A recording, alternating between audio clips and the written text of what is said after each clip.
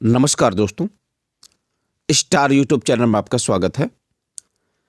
दोस्तों, Uttar Pradesh university of medical sciences Saifai Etawah की तरफ से स्टाफ नर्स पोस्ट की वैकेंसी आई है।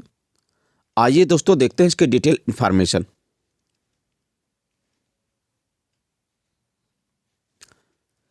Common eligibility test CET 2022-23 for recruitment of staff nurse.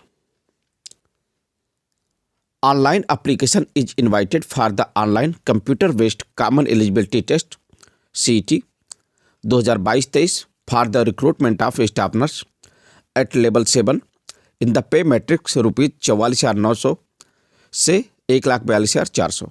दोस्तों, ये परमानेंट वैकेंसी है। आगे देखते हैं एलिजिबिलिटी क्राइटेरिया क्या है। दोस्तों देख लेते हैं। Eligibility criteria for appearing in common eligibility test दिया है आपका। इसेंशियल क्वालिफिकेशन क्या है देख लेते हैं। BSc honours nursing /BSc nursing from an institute और university recognized by Indian nursing council /state nursing council और BSc post certificate /post basic BSc nursing from an institute और university recognized by Indian nursing council /state nursing council. और B दिया है registered as nurse and midwife with state /Indian nursing council.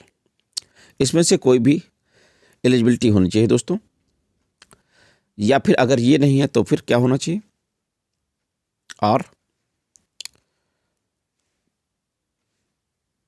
Diploma in general nursing midwifery from an Indian nursing council recognised institute /board और council.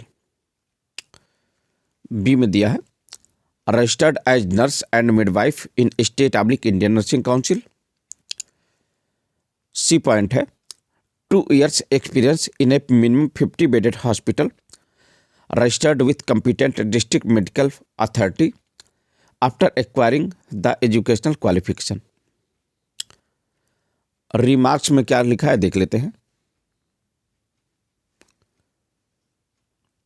The acquired 2 years of experience as in above is an essential criterion and to be valid the experience shall must be acquired after obtaining essential qualification, that is after completing residency period of the course, declaration of result and registration with state /Indian nursing council. जो आपका 2 years experience जो बोल रहा है दोस्तों लिखा है, ये आपका कोर्स कंप्लीट होने के बाद माना जाएगा। कोर्स में ही काउंट नहीं किया जाएगा। कोर्स कंप्लीट होने के बाद जो है 2 वर्ष का अनुभव होना चाहिए, ध्यान रखिएगा। एलिजिबिलिटी क्राइटेरिया यही है आपका, ध्यान रखिएगा। BSc ऑनर्स नर्सिंग होना चाहिए या फिर BSc नर्सिंग।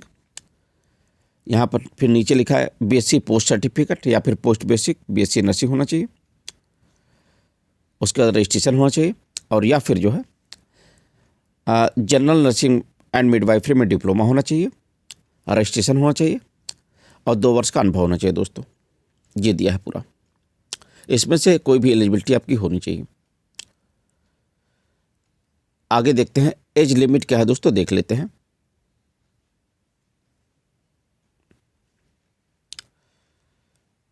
एज लिमिट जो है आपका 18 से 40 वर्ष होना चाहिए दोस्तों। कम से कम 18 वर्ष और अधिकतम 40 वर्ष होना चाहिए अनरिजर्व्ड कैटेगरी के लिए। ध्यान रखिएगा, ये अनरिजर्व्ड कैटेगरी के लिए एज लिमिट है दोस्तों, 18 से 40 वर्ष। रिजर्व कैटेगरी को रिजर्वेशन मिल रहा है, आरक्षण मिल रहा है दोस्तों अधिकतम आयु में।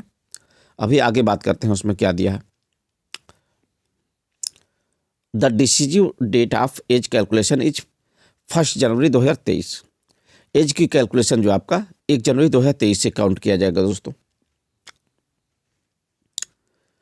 यहां पर लिखा है in case of candidates belonging to scheduled caste, scheduled tribes, OBCs and other such categories of candidates in Uttar Pradesh, the upper age limit will be as high as specified by the government of Uttar Pradesh।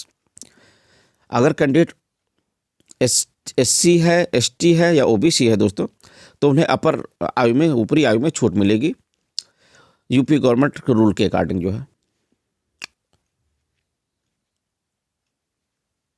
आगे देखते हैं, number of vacancies कितनी है देख लेते हैं। Total 220 vacancy है दोस्तों। कैटेगरी वाइज देख लेते हैं क्या है। टोटल 220 पोस्ट हैं।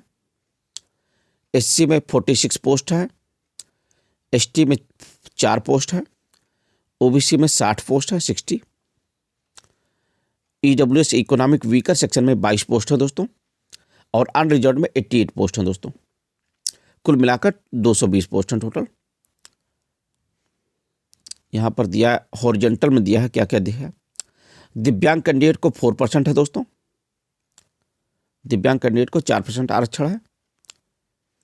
एक्स सर्विसमैन को 5% आरक्षण है। डिपेंडेंट ऑफ फ्रीडम फाइटर्स को 2% आरक्षण है दोस्तों। यहाँ पर कुछ इंपॉर्टेंट लिखा है, देख लेते हैं क्या लिखा है। इंपॉर्टेंट क्या लिखा है देख लेते हैं। 80% seats are reserve for females and 20% for males. Total सीटों का 220 सीटों का टोटल जो है 80% जो है महिलाओं के लिए रिजर्व है दोस्तों, और 20% पुरुषों के लिए है।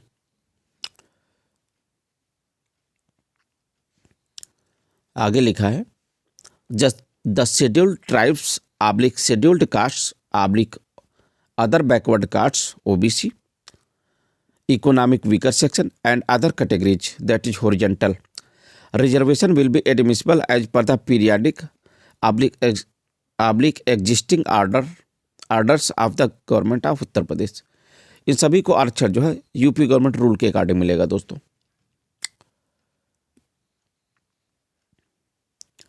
एप्लीकेशन फीस क्या है देख लेते हैं।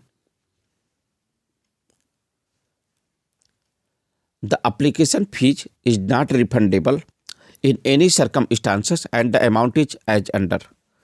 एप्लीकेशन फीस जो है आपका किसी भी परिस्थिति में रिफंड नहीं होगा दोस्तों। क्या क्या है किस कैटेगरी वाइज एप्लीकेशन फी है देख लेते हैं।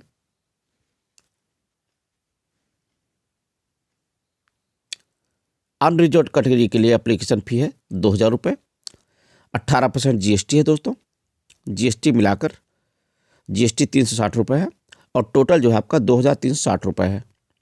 अनरिजर्व कैटेगरी के लिए एप्लीकेशन फी टोटल 2360 रुपये है, जबकि ओबीसी और इकोनॉमिक वीकर सेक्शन के लिए भी सेम है दोस्तों। एप्लीकेशन फी 2000 रुपये है, 18% जीएसटी मिलाकर 360 रुपये है, टोटल 2360 रुपये है दोस्तों। यानी अनरिजर्व कैटेगरी और ओबीसी और इकोनॉमिक वीकर सेक्शन के लिए एप्लीकेशन फी सेम है। देखते हैं आगे, एससी / एसटी, एससी और एसटी के लिए क्या एप्लीकेशन फी है।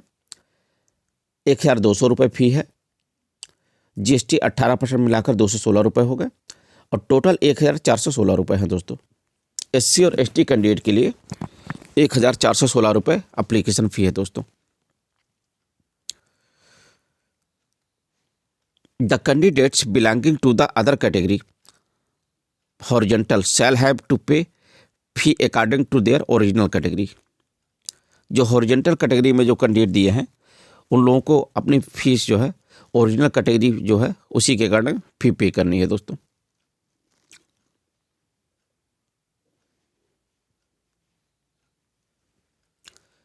Online common eligibility test date will be informed in due course. अभी इसकी एग्जामिनेशन की डेट आई नहीं है दोस्तों, ये बाद में इन्फॉर्म की जाएगी आपको ऑफिशियल साइट पर। आगे देखते हैं,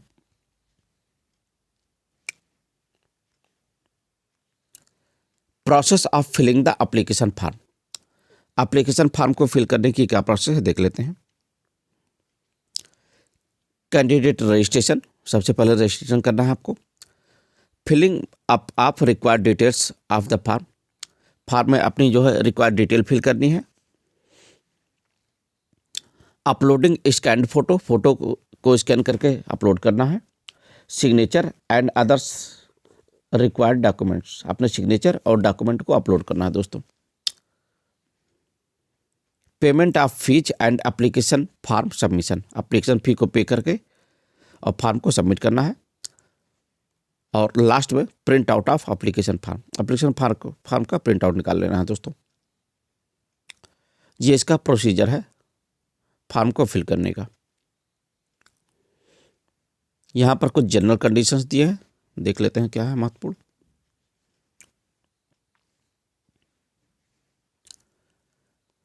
the aspiring applicant satisfying the eligibility criteria in all respect can submit their application only through online mode। Candidate जो एलिजिबिलिटी क्राइटेरिया को पूरा करते हैं वो फॉर्म को फिल कर सकते हैं दोस्तों, ऑनलाइन मोड से, केवल ऑफलाइन नहीं है दोस्तों, ध्यान रखिएगा। The application can be filled online through UPUMS website www.upums.ac.in। ये ऑफिशियल साइट है दोस्तों, इस साइट पर आप फॉर्म को फिल कर सकते हैं। कब से कब तक फिल कर सकते हैं? फ्रॉम 20 जनवरी 2023 से 9 फरवरी 2023 अप टू 24 आवर्स। 20 जनवरी 2023 फॉर्म को फिल करने का स्टार्टिंग डेट है दोस्तों, और लास्ट डेट आपका 9 फरवरी 2023 है, ध्यान रखिएगा। लास्ट डेट 9 फरवरी 2023 है, इससे पहले फॉर्म को फिल कर देना है दोस्तों। आगे लिखा है, all the applicants are advise to keep a copy of registration slip with them along with proof of payment for their record। Correction in registration form will not be considered through any mode, that is email / post। सभी candidate को ये सलाह दी जाती है कि अपने registration slip की एक कॉपी रखे रहें और प्रूफ ऑफ पेमेंट की एक कॉपी रखे रहें। करेक्शन बाद में जो है रजिस्ट्रेशन में संभव नहीं है दोस्तों, ध्यान रखिएगा। आगे देखते हैं।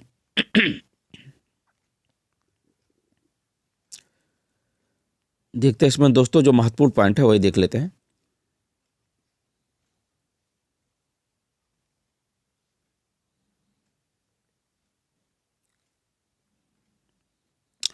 एज रिलैक्सेशन क्या है, क्या लिखा है इसमें?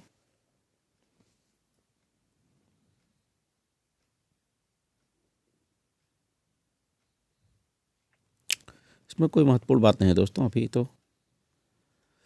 कास्ट / कैटेगरी सर्टिफिकेट क्या है इसमें देख लेते हैं। इसमें caste / category certificates, candidates applying under any of the reserve category, जैसे कि कैंडिडेट आपका SC है या ST है या OBC है, तो will be considered subject to submission of valid caste certificate issued by the competent authority। The certificate for OBC candidates must be issued after 30 January 2022। OBC candidate का certificate जो है 30 जनवरी 2022 के बाद का इशू होना चाहिए दोस्तों, ध्यान रखिएगा। OBC कैंडिडेट का सर्टिफिकेट जो है 30 जनवरी 2022 के बाद का इशू होना चाहिए। The certificate issued before this date will not be accepted. यहाँ क्लियर लिखा है OBC कैटेगरी के लिए कि 30 जनवरी 2022 के बाद के पहले का जो सर्टिफिकेट है OBC सर्टिफिकेट वो एक्सेप्ट नहीं होगा दोस्तों। उसके बाद का बना होना चाहिए 30 जनवरी 2022 के बाद का। अगला पॉइंट है, candidates who fail to produce valid category certificate that is OBC, EWS, SC, ST, PWBD etc. during document verification are as and when required to produce the same, the candidature will be cancelled। All candidates are advised to obtain required valid category certificate in advance to avoid cancellation of candidature at any stage of recruitment process। Candidate जो है document verification के समय जो है अगर अपना valid category certificate produce नहीं कर पा रहे दोस्तों, तो उनका सिलेक्शन कैंसिल कर दिया जाएगा, ध्यान रखिएगा। इसलिए सलाह दी जाती है कि उससे पहले ही सब लोग बनवाएं। डॉक्यूमेंट्स रिक्वायर्ड आर, क्या क्या डॉक्यूमेंट की जरूरत है दोस्तों देख लेते हैं।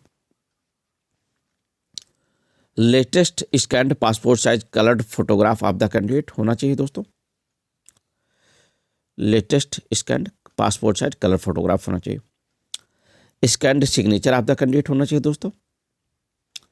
Certificate showing the date of birth होना चाहिए। कास्ट सर्टिफिकेट इफ अप्लाइड, अगर रिजर्व कैटेगरी का कैंडिडेट है जैसे कि SC ST OBC या इकोनॉमिक वीकर सेक्शन का, तो कास्ट सर्टिफिकेट होना चाहिए दोस्तों। डिसेबिलिटी सर्टिफिकेट, अगर कैंडिडेट है डिसेबल है तो उसका सर्टिफिकेट होना चाहिए।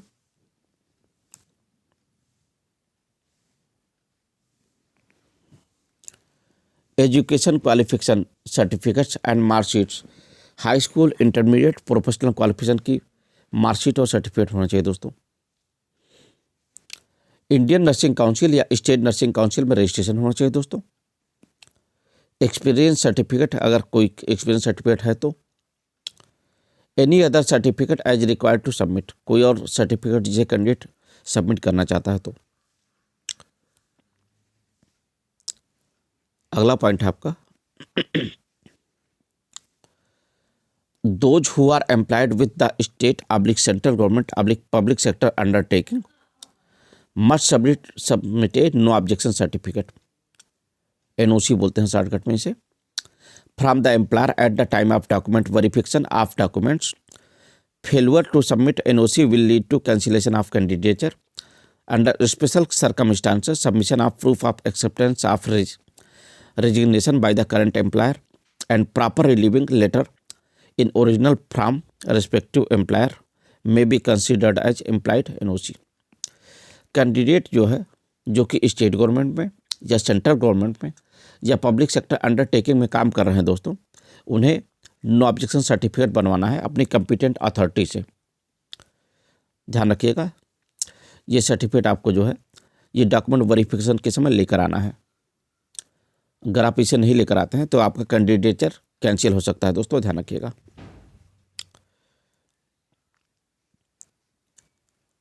Pattern and scheme of common eligibility test, common eligibility test का क्या पैटर्न रहेगा देख लेते हैं। Scheme of examination, the duration of the test shall be 3 hours, 180 minute, 3 घंटे का पेपर होगा दोस्तों आपका। 200 MCQs रहेंगे, मल्टीपल चॉइस क्वेश्चन रहेंगे 200 आप 600 मार्क्स, यानी हर क्वेश्चन जो आपके हर सही क्वेश्चन पर 3 नंबर मिलेंगे आपको। With 4 alternatives for each question, question paper आपका इंग्लिश और हिंदी दोनों में रहेगा। 170 MCQs जो है आपके ये नर्सिंग सब्जेक्ट से रिलेटेड रहेंगे और 30 MCQ आपके जनरल इंग्लिश, जनरल नॉलेज और current affairs reasoning and mathematics के रहेंगे दोस्तों। 170 + 30 यानी टोटल 200 क्वेश्चन होंगे। 170 आपका नर्सिंग से, बाकी 30 आपका general English, general knowledge, current affair, reasoning and mathematics से रहेगा। ध्यान दीजिएगा दोस्तों, यहाँ पर निगेटिव मार्किंग है। There will be negative marking of 1/3 marks for each wrong answer, प्रत्येक गलत उत्तर देने पर 1/3 नंबर कट हो जाएगा दोस्तों, ध्यान रखिएगा। तो कोशिश करिए कि कम से कम निगेटिव मार्किंग हो आपकी। मिनिमम क्वालिफाइंग मार्क क्या है इसमें देख लेते हैं। Minimum qualifying marks for marks of the common eligibility test will be 50% candidate जो है दोस्तों रहेगा। जनरल EWS और OBC के लिए 50% है मिनिमम क्वालिफाइंग मार्क, और SC और ST के लिए मिनिमम क्वालिफाइंग मार्क 45% है दोस्तों। यहाँ पर अगर टाई किस कंडीशन में होगा दोस्तों ये दिया है। सिलेबस क्या है देख लेते हैं। सिलेबस जो है इंडियन नर्सिंग काउंसिल के अकॉर्डिंग है, देख लेते हैं क्या क्या क्या है।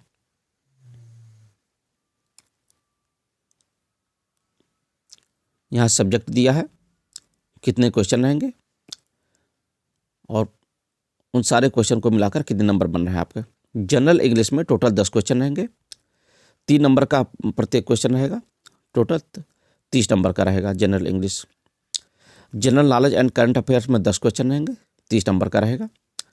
और रीडिंग एंड मैथमेटिक्स आपके 10 क्वेश्चन रहेंगे, 30 नंबर का रहेगा। Anatomy, physiology, microbiology and biochemistry में 15 क्वेश्चन रहेंगे, 45 नंबर का। साइकोलॉजी एंड सोशियोलॉजी 15 क्वेश्चन रहेंगे टोटल, 45 नंबर का रहेगा। कम्युनिटी हेल्थ नर्सिंग में टोटल 15 क्वेश्चन रहेंगे, 45 नंबर का रहेगा। चाइल्ड हेल्थ नर्सिंग में 15 क्वेश्चन रहेंगे, 45 नंबर का रहेगा।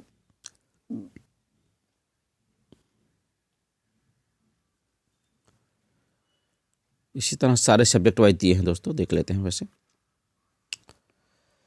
Nutrition health education and communication skill में 15 क्वेश्चन रहेंगे, 45 नंबर का रहेगा।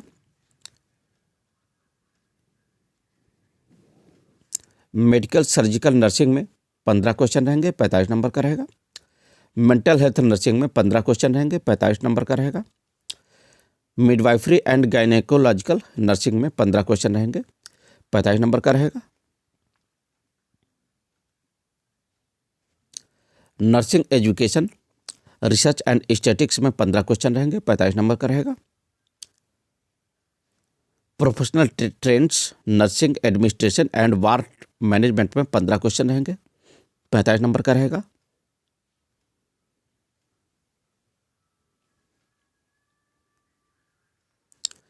Fundamentals of nursing and first aid में 20 क्वेश्चन रहेंगे, 60 नंबर का रहेगा। टोटल जो है दोस्तों 200 क्वेश्चन रहेंगे और 600 नंबर का पेपर होगा आपका। 1/3 निगेटिव मार्किंग है, ध्यान रखिएगा दोस्तों, निगेटिव मार्किंग कम से कम हो आपका। यहाँ लास्ट में लिखा है all candidates who wish to apply for the recruitment on the post of staff nurse as per details given above are required to apply online for common eligibility test CET conducted by UP UMS SFI Etawah on the website. ऐसे candidate जो form को apply करना चाहते हैं उनके लिए official site यहाँ last में दिया है www.upums.ac.in। तो दोस्तों हमने इस वैकेंसी में लगभग सभी महत्वपूर्ण जानकारी को कवर कर लिया है। अधिक जानकारी के लिए आप PDF को देख सकते हैं दोस्तों। और दोस्तों आपको हमारी जानकारी अच्छी लगी तो हमारे चैनल को सब्सक्राइब कर लीजिए ताकि हमारे चैनल पर आगे से वैकेंसी की नोटिफिकेशन आपको मिलती रहे दोस्तों।